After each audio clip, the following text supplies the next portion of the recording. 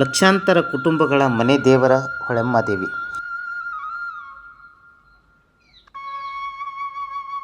ಬೆಳಗಾವಿ ಜಿಲ್ಲೆಯ ಹುಕ್ಕೇರಿ ತಾಲೂಕಿನ ಬಡಕುಂದ್ರಿ ಗ್ರಾಮದ ನಿವಾಸಿನಿ ಶ್ರೀ ಲಕ್ಷ್ಮೀ ಹೊಳೆಮ್ಮದೇವಿ ವಿಶೇಷ ರೂಪದಲ್ಲಿ ಪೂಜೆ ಮಾಡಲಾಗುತ್ತಾ ಇದೆ.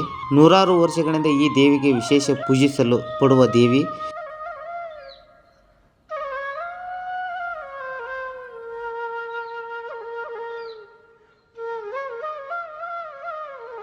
ಶ್ರೀ ಕ್ಷೇತ್ರ ಯಲ್ಲಮ್ಮಗುಡ್ಡ ಹಾಗೂ ಚಿಂಚಲಿ ಮಾಯಕರ ದೇವಿ ಜಾತ್ರಾ ಮಹೋತ್ಸವಕ್ಕೆ ಹೋಗುವ ಭಕ್ತರು ಹೊಳೆಮ್ಮ ದೇವಿಯ ದರ್ಶನ ಪಡೆದುಕೊಂಡು ಹೋಗುವುದು ನೂರಾರು ವರ್ಷಗಳಿಂದ ಬಂದ ವಾಡಿಕೆಯಾಗಿದೆ.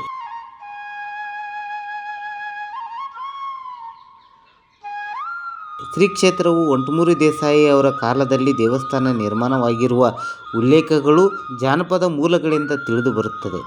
ದೇವಿಯ ದೇವಸ್ಥಾನ ಹಿರಣ್ಯಕಶಿ ನದಿಯ ದಡದಲ್ಲಿ ನಿರ್ಮಾಣವಾಗಿದ್ದು, ಹಿರಣ್ಯಕಶಿ ನದಿ ಉತ್ತರ ಮುಖವಾಗಿ ಹರಿಯುವ ನದಿಯಾಗಿದೆ. ದೇವಿಗೆ ಹೂವು, ಭಂಡಾರ, ಉಪ್ಪು ಅರ್ಪಿಸಿ ದೇವಿಯನ್ನು ಆರಾಧಿಸುತ್ತಾರೆ. ದೇವಿಗೆ ಉಪ್ಪು ಅರ್ಪಿಸುವುದರಿಂದ ಚರ್ಮ ರೋಗ ನಿವಾರಣೆ ಆಗುತ್ತದೆ ಎಂದು ಭಕ್ತರ ಅಪಾರವಾದ ನಂಬಿಕೆ ಇದೆ.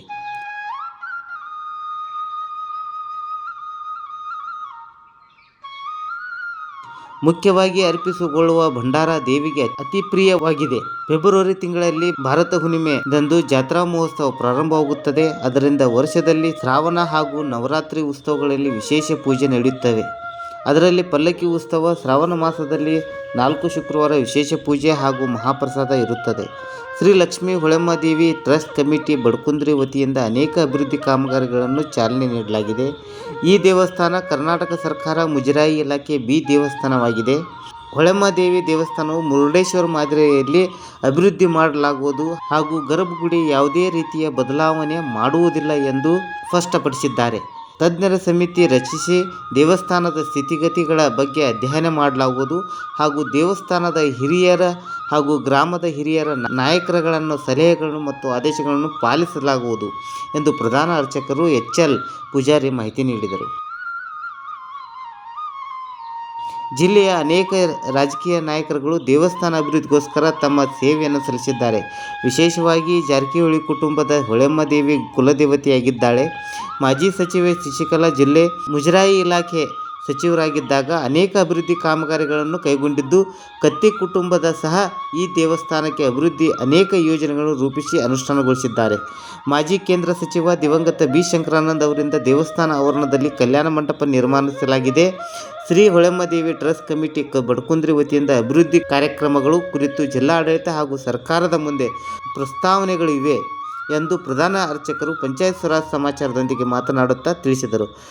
ನಾವೀಗ ಹುಕ್ಕೇರಿ ತಾಲೂಕಿನ ಶ್ರೀ ಕ್ಷೇತ್ರ ಬಡಕುಂದ್ರಿ ಹೊಳೆಮ್ಮನ ದೇವಸ್ಥಾನದಲ್ಲಿ ಈಗಾಗಲೇ ನಮ್ಮ ಜೊತೆ ಹೊಳೆಮ್ಮದೇವಿ ಟ್ರಸ್ಟ್ದವರು ಸದಸ್ಯರು ನಮ್ಮ ಜೊತೆ ಇದ್ದಾರೆ. ಅದರ ಜೊತೆಗಾಗಿ ಇದು ಮಹಾಶಿವರಾತ್ರಿ ನಿಮಿತ್ತವಾಗಿ ವಿಶೇಷವಾಗಿ ಪೂಜೆಗಳನ್ನು ಪುರಸ್ಕಾರಗಳನ್ನು ಮಾಡ್ತಾರೆ. ಅದು ವಿಶೇಷವಾದ ದಸರಾ ಏನು 9 ದಿನಗಳ ಕಾಲ ಈ ಕಾರ್ಯಕ್ರಮಗಳನ್ನು ದೇವಿಯ ಆರಾಧನೆಯನ್ನು ಈ ಸುತ್ತಮುತ್ತಲಿನ ಭಾಗದ ಜನತೆ ಹಾಗೂ ಪಕ್ಕದ ರಾಜ್ಯಗಳಿಂದಲೂ ಕೂಡ ಇಲ್ಲಿ ಭಕ್ತರು ಆಗಮಿಸಿ ತಮ್ಮ ಸೇವೆಯನ್ನು ಸಲ್ಲಿಸ್ತಾರೆ. ಅದರ ಜೊತೆ ಈಗಾಗಲೇ ಇದರದೇ ಆದಂಥ ಒಂದು ಇತಿಹಾಸ ಮತ್ತು ಧಾರ್ಮಿಕ ಪರಂಪರೆಯನ್ನು ಈ ಕ್ಷೇತ್ರ ಹೊಂದಿದೆ. ಅದರ ಜೊತೆಗೆ ನಾವು ಇದನ್ನು ಶ್ರೀ ಕ್ಷೇತ್ರ ಸೌದತ್ತಿ ಯಲ್ಲಮ್ಮ ದೇವಸ್ಥಾನದ ಜೊತೆಲೂ ಕೂಡಿ ಈ ಕ್ಷೇತ್ರವನ್ನು ನೋಡ್ತಾರೆ ಅನ್ನೋದು ಇಲ್ಲಿ ವಾಡಿಕೆಯಾಗಿದೆ. ಜಾತ್ರೆ ಕೂಡ ಸೇಮ್ ಒಂದೇ ಕಾಲದಲ್ಲಿ ಒಂದೇ ಸಮಯದಲ್ಲಿ ಜಾತ್ರೆಗಳು ಕೂಡ ನಡೆಯುತ್ತವೆ. ಅದರಂತೆ ಈ ಪರಂಪರೆ ಯಾವ ರೀತಿ ಇದೆ ಅನ್ನೋದನ್ನು ನಾವು ಇಲ್ಲಿ ಟ್ರಸ್ಟ್ ಕಮಿಟಿ ಸದಸ್ಯರ ಜೊತೆ ನಾವು ಮಾತಾಡೋಣ. ಸರ್, ನಿಮ್ಮ ಹೆಸರೇನು? ಎಚ್.ಎಲ್. ಪೂಜಾರಿ, ಹೊಳೆಮ್ಮದೇವಿ ದೇವಸ್ಥಾನದ ಪ್ರಧಾನ ಅರ್ಚಕರು, ಟ್ರಸ್ಟ್ ಕಮಿಟಿ. ಇವತ್ತು ಬೆಳಗಾವಿ ಜಿಲ್ಲೆಯ ಹುಕ್ಕೇರಿ ತಾಲೂಕಿನ ಸುಕ್ಷೇತ್ರ ಬಡಕುಂದ್ರಿ ಹೊಳೆಮ್ಮ ದೇವಸ್ಥಾನ ಇದು ಒಂದು ಬೆಳಗಾವಿ ಜಿಲ್ಲೆಯಲ್ಲಿ ಒಂದು ಶಕ್ತಿಪೀಠವಾಗಿರುತ್ತದೆ. ಈ ಶಕ್ತಿಪೀಠವು ಸುಮಾರು ಒಂಟಮೂರಿ ದೇಸಾಯರ ವಂಶಸ್ಥರ ಕಾಲದಿಂದಲೂ ಯಾವ ಕಾಲದ ಗುಡಿ ಕಟ್ಟೈತೆ ಅನ್ನೋದು ಗೊತ್ತಿಲ್ಲ. ಅಂಥ ಒಂದು ಪುರಾತನ ಕಾಲದ ಕ್ಷೇತ್ರ. ಈ ಕ್ಷೇತ್ರದಲ್ಲಿ ಸಾಕಷ್ಟು ಜನ ಲಕ್ಷಾಂತರ ಭಕ್ತರು ಮಹಾರಾಷ್ಟ್ರ, ಕರ್ನಾಟಕ, ಗೋವಾ ರಾಜ್ಯಗಳಿಂದ ಇಲ್ಲಿ ಭಕ್ತರು ದೇವಿ ದರ್ಶನವನ್ನು ಪಡೆಯುತ್ತಿರುತ್ತಾರೆ.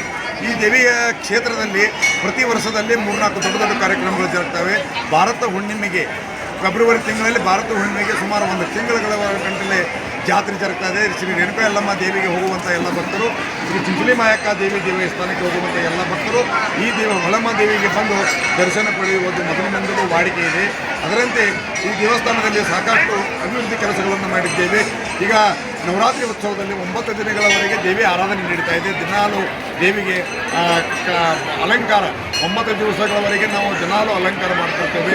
ಅದೇ ಪ್ರಕಾರ 5 ದಿನ ಬತ್ತಿ, 9 ದಿನ ಬತ್ತಿ, 3 ದಿನ ಬತ್ತಿ, ಹೀಗೆ ಲಕ್ಷಾಂತರ ಭಕ್ತರು ದೇವಿಗೆ ವರ್ಷದ ಕೊಮ್ಮೆ ಬಂದು ದೇವಿಗೆ ದೀಪ ಹಾಕುವುದು ಸಂಪ್ರದಾಯ. ಆ ಪ್ರಕಾರ ಗೋವಾ, ಬಾಂಬೆ, ಕರ್ನಾಟಕ ಎಲ್ಲ ರಾಜ್ಯಗಳಿಂದ ಇಲ್ಲಿ ದೇವಸ್ಥಾನಕ್ಕೆ ಭಕ್ತರು ಬರೋದರಿಂದ ಈ ದೇವಸ್ಥಾನದಲ್ಲಿ ದೇವಿ ಮಹಿಮೆ ಹೇಳಬೇಕಂದ್ರೆ ಈ ದೇವಿಗೆ ಹೂವು, ಭಂಡಾರ, ಉಪ್ಪ ಹಾಕ್ತಾರೆ. ಹೊಳಿಗೆ ಉಪ್ಪು ಹಾಕ್ತಾರೆ, ದೇವಿಗೆ ಹೂವು ಭಂಡಾರ ಹಾರಿಸ್ತಾರೆ. ಇದರಿಂದ ದೇವಿ ಮಹಿಮೆ ಮುಖ್ಯವಾದದ್ದು ಚರ್ಮ ರೋಗ, ಅಂದರೆ ನಮ್ಮ ಮೇಲಿದ್ದಂಥ ಹುಣ್ಣ, ಹುರುಕ, ಮಾರಿ ಮೇಲೆ ಕಲೆ ಬೀಳೋದಾಗಲಿ, ಕಚ್ಚಾಗೋದಾಗಲಿ, ತಲೆಯಾಗ ಕೂದಲು ಹೋಗೋದಾಗಲಿ, ಯಾವ ರೀತಿ ಒಂದು ಚರ್ಮ ರೋಗದ ಇದಾಗಿರ್ತೈತೆ ಅದನ್ನು 5 ವಾರ ಇಲ್ಲಿ ಹೂವು, ಭಂಡಾರ, ಉಪ್ಪು ಹಾಕೋದ್ರಿಂದ ವಾಸಿ ಆಗ್ತೈತೆ ಅನ್ನೋ ಅದು ನಂಬಿಕೆ ಮೊದಲಿನಿಂದಲೂ ಐತಿ.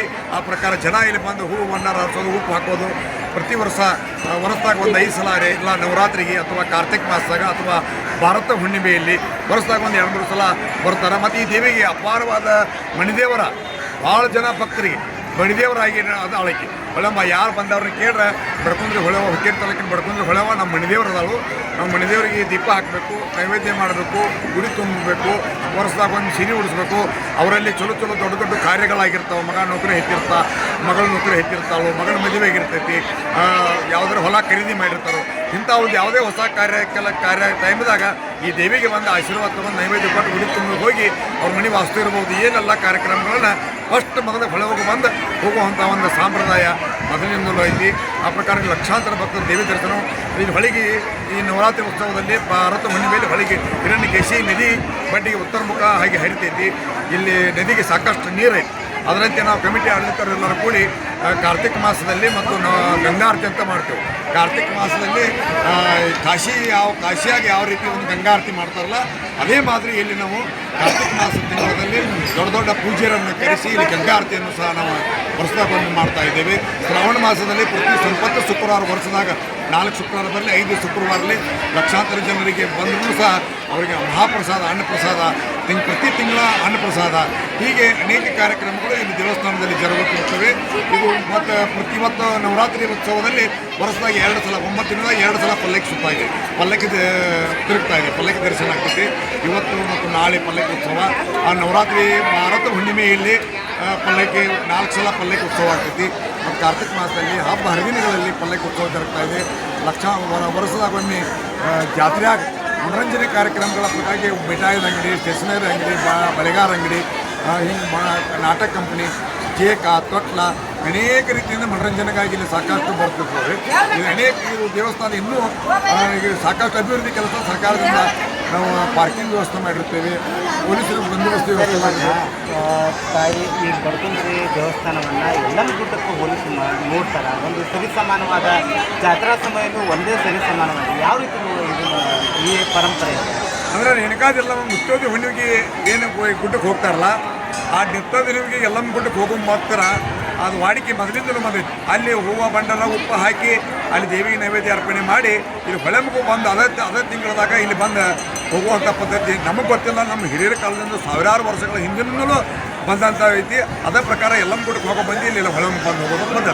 ಸರ್, ಈಗಾಗಲೇ ನೀವು ಅಂದರೆ ಅನೇಕ ಅಭಿವೃದ್ಧಿ ಕಾರ್ಯಕ್ರಮಗಳನ್ನು ದೇವಸ್ಥಾನದ ಕಮಿಟಿ ವತಿಯಿಂದ ಮಾಡ್ತಾ ಇದ್ದೀವಿ. ಈಗಾಗಲೇ ಅನೇಕ ಸರ್ಕಾರಗಳು ಅನೇಕ ದೇವಸ್ಥಾನದ ಕಮಿಟಿಗಳನ್ನು ಈಗಾಗಲೇ ಒಂದು ಅಭಿವೃದ್ಧಿ ಪಥ ತಲುಪಿದೆ.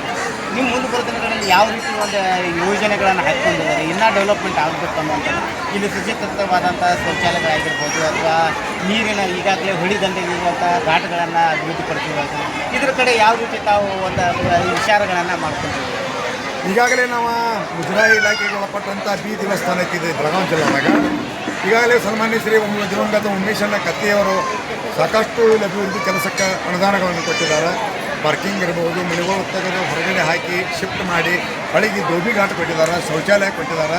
ಮತ್ತು ನಾವು ಕಮಿಟಿಯಿಂದ ಪ್ಯೂರ್ಸ, ಬೆಡ್ ಕಾಂಕ್ರೀಟ, ಭಕ್ತರಿಗೆ ಅನುಕೂಲ ಆಗೋ ರೀತಿಯಲ್ಲಿ ಕೆಲಸಗಳನ್ನು ಮಾಡಿದ್ದಾರೆ. ಈಗಾಗಲೇ ಇಲ್ಲಿ ದಿವಂಗತ ಉಮೇಶಣ್ಣ ಕತ್ತೆಯವರು ಮತ್ತು ನಿಖಿಲಣ್ಣ ಕತ್ತೆಯವರು, ರಮೇಶಣ್ಣ ಕತ್ತೆಯವರು ಇಲ್ಲಿ ಅಭಿವೃದ್ಧಿಗೆ ಸಾಕಷ್ಟು ಕೆಲಸ ಮಾಡಿದ್ದಾರೆ. ಅದರಂತೆ ಅಣ್ಣಾಸಾಮಣ್ಣ ಜೊಲ್ಲೆಯವರು ಅವರು ಜೊಲ್ಲೆ ಮೇಡಮ್ ಅವರು ಮತ್ತು ಮುಜರಾಯಿ ಸಚಿವರಿದ್ದಾಗ ಅವರು ಸಾಕಷ್ಟು ದೇವಸ್ಥಾನಕ್ಕೆ ಅನುದಾನ ಕಟ್ಟಿದ್ದಾರೆ. ಸನ್ಮಾನ್ಯ ಶ್ರೀ ಸತೀಶಣ್ಣ ಜಾರಕಿಹೊಳಿ ಫ್ಯಾಮಿಲಿ ಕುಟುಂಬದವರು, ಜಾರಕಿಹೊಳಿ ಕುಟುಂಬದವರು ಮಣಿದೇವರು ಅವರು ಸಹ ಅವರೊಂದು 20 ಲಕ್ಷ ರೂಪಾಯಿ ಕೊಟ್ಟು ಒಂದು ಸಭಾಮಂಟಪ ಕಟ್ಟಿಬಿಟ್ಟಿದ್ದಾರೆ. ಅವರು ಏನಾದರೂ ಮತ್ತು ನಾವು ದೊಡ್ಡ ಕಮಿಟಿ ಅವ್ರಿಗೆ ಒಂದು ಪ್ಲ್ಯಾನ್ ಐತಿ. ನಾವು ಒಂದು 2 ರಿಂದ 3 ಕೋಟಿ ರೂಪಾಯಿ ಒಂದು ಗುಡಿ ಸ್ವಲ್ಪ 2019 ಗುಡಿ ಮಹಾಪೂರ್ ಹೊಳಾಗ ಬರೋದ್ರಿಂದ ಗುಡಿ ಸ್ವಲ್ಪ ಡ್ಯಾಮೇಜ್ ಆಗೈತಿ. ಅದಕ್ಕೆ ಆ ಡ್ಯಾಮೇಜ್ ಸಲುವಾಗಿ ನಾವು ಊರೆಲ್ಲ ಮೀಟಿಂಗ್ ಮಾಡಿ ನಾವು ಒಂದು 2-3 ಕೋಟಿ ರೂಪಾಯಿ ಎಸ್ಟಿಮೇಟ್ ಹಾಕಿ ಚಿಕ್ಕಬಳ್ಳಾಪುರ ಕಲ್ತಂದ ಮುರುಡೇಶ್ವರ ಮಾದರಿಯಲ್ಲಿ ನಾವು ಒಂದು ಗುಡಿ ಕಟ್ಟಡ ಪ್ರಾರಂಭ ಮಾಡೋದು. ಜೀರ್ಣೋದ್ಧಾರ ಆಗುವಂಥ ಭವಿಷ್ಯದಲ್ಲಿ ಜೀರ್ಣೋದ್ಧಾರ ಆಗುವಂಥ ಸಂಭಾವನೆಗಳು ಅದಾವ. ಜೀರ್ಣೋದ್ಧಾರ ನಾವು ಗುಡಿ ಕಟ್ಟೋ ಪ್ಲ್ಯಾನ್ ಐತಿ. ಮುಖ್ಯ ಏನಿದೆ ನಾವು ಏನಿದೆ ಮುಖ್ಯ ಗರ್ಭಗುಡಿ ಅದನ್ನೇನಾದ್ರೂ ಬದಲಾವಣೆ ಮಾಡೋದಿಲ್ಲ. ನಾವು ಯಾವ ಕಾಲಕ್ಕೂ ಗರ್ಭಗುಡಿಗೆ ದೇವಿಗೆ ಗದ್ದಿಗೆ ಕೈ ಹಚ್ಚಂಗಿಲ್ಲ. ನಾವು ತಜ್ಞರ ಸಲಹೆ ಸೂಚನೆಗಳನ್ನು ತಗೊಂಡ ಊರು ಸಭೆ ಸಮಾರಂಭ ಮಾಡಿ ತಾಲೂಕಿನ ಹಿರಿಯರ ಕೆಲವೊಂದು ಊರ ಮಂದಿನ ಕರೆದ ಮೀಟಿಂಗ್ ಮಾಡಿ ದೇವಿ ಕವಲು ಹಚ್ಚಿ ಅಪ್ಪಣೆ ಕೊಟ್ಟಂದ್ರೆ ಗುಡಿ ಅಷ್ಟು ಹಿಡಿದೆವು. ಗರ್ಭಗುಡಿಗಂತೂ ನಾವು ಯಾವ ಕೈ ಹಚ್ಚಂಗಿಲ್ಲ, ಗದಿಗೆ ಕೈ ಹಚ್ಚಿಲ್ಲ. ಉದ್ಭವ ಮೂರ್ತಿ ಐತಿ, ಅದಕ್ಕೇನು ಮಾಡಂಗಿಲ್ಲ. ನಾವು ಒಂದು 2-3 ಕೋಟಿ ರೂಪಾಯಿ ಎಸ್ಟಿಮೇಟ್ ಐತಿ. ಈಗಾಗಲೇ ಸಾಕಷ್ಟು ಡೆವಲಪ್ಮೆಂಟ್ ಮಾಡಿದೆವು ಮತ್ತು ಇನ್ನೂ ಹೆಚ್ಚಿನ ಡೆವಲಪ್ಮೆಂಟ್ ಮಾಡುವಂಥ ಆಸಕ್ತಿ ಹೊಂದಿರುತ್ತೇವೆ. ಸರ್, ಈಗ ಸರ್ಕಾರ ಕಡೆ ಅನೇಕ ಸರ್ಕಾರದ ಯೋಜನೆಗಳು ಈಗ ನಾಯಕರುಗಳು ಸ್ಥಳೀಯ ನಾಯಕರುಗಳು ರಾಜ್ಯಮಟ್ಟದ ನಾಯಕರುಗಳು ಈ ದೇವಸ್ಥಾನ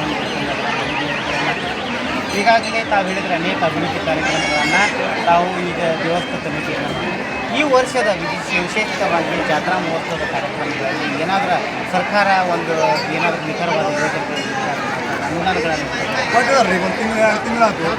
ಒಂದು 2 ಫೆಬ್ರವರಿ ಆದ ನಂತರ ಒಂದು 2-3 ತಿಂಗಳಾಯ್ತು. ಈಗ 40 ಲಕ್ಷ ರೂಪಾಯಿದ ಬೆಡ್ ಕಾಂಕ್ರೀಟ್ ಸನ್ಮಾನ್ಯ ಶ್ರೀ ನಿಖಿಲಣ್ಣ ಕತ್ತಿ ಮತ್ತು ರಮೇಶಣ್ಣ ಕತ್ತಿ ಅವರು 40 ಲಕ್ಷ ರೂಪಾಯಿ ಬೆಡ್ ಕಾಂಕ್ರೀಟ್ ಹಾಕಿಕೊಟ್ಟಾರ. 10 ಲಕ್ಷ ರೂಪಾಯಿದ ಐಮ್ಯಾಕ್ಸ್ ಹಾಕಿಕೊಟ್ಟಾರ. 25 ಲಕ್ಷ ರೂಪಾಯಿ ನೀರಿನ ಟ್ಯಾಂಕ್ ಹಾಕಿಕೊಟ್ಟಾರ.